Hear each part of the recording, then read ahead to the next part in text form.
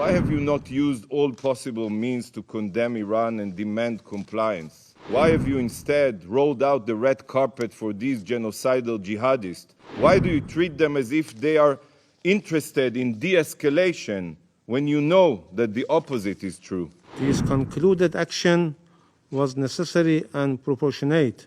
It was precise and only targeted military objectives and carried out carefully to minimize the potential for escalation and prevent civilian harm.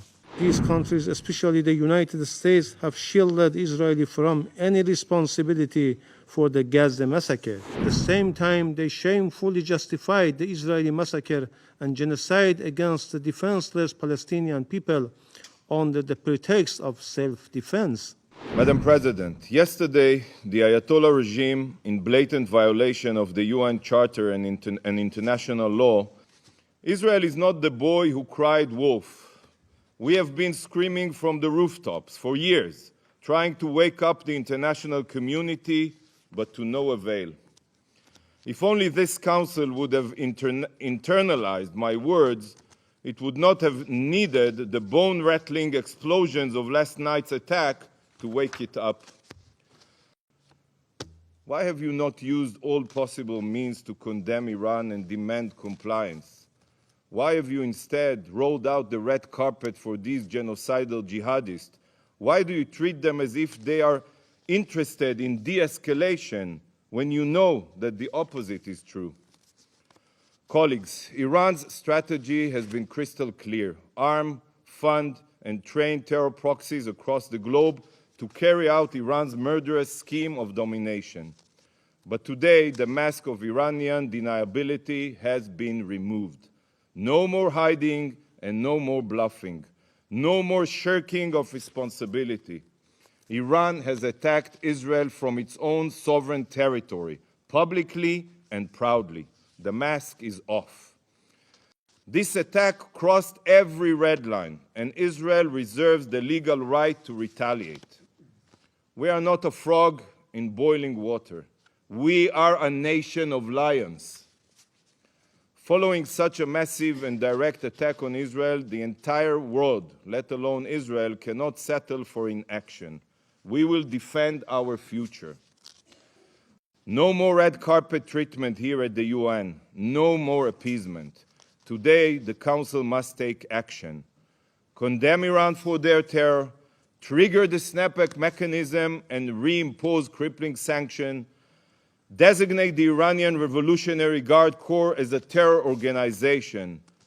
Action must be taken now, not for Israel's sake, not for the region's sake, but for the world's sake. Stop Iran today. I pass the floor to the representative of the Islamic Republic of Iran. The armed forces of the Islamic Republic of Iran carried out a series of military strikes on Israeli military objectives with dozens of missiles and drones.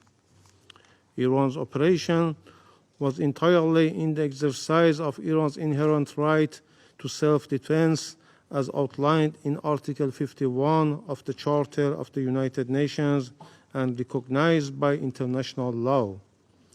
This concluded action was necessary and proportionate. It was precise and only targeted military objectives and carried out carefully to minimize the potential for escalation and prevent civilian harm. These countries, especially the United States, have shielded Israel from any responsibility for the Gaza massacre, while they have denied Iran inherent right to self-defense against the Israeli armed attack on our diplomatic premises. At the same time, they shamefully justified the Israeli massacre and genocide against the defenseless Palestinian people under the pretext of self-defense. Regrettably, the Security Council has failed in its duty to maintain international peace and security. Russia proposed a press statement to denounce this atrocious act, which was backed by China, Algeria, and many members, but was blocked by the US, UK, and France. Faced with such circumstances, the Islamic Republic of Iran had no choice but to exercise its inherent right to self-defense under international law.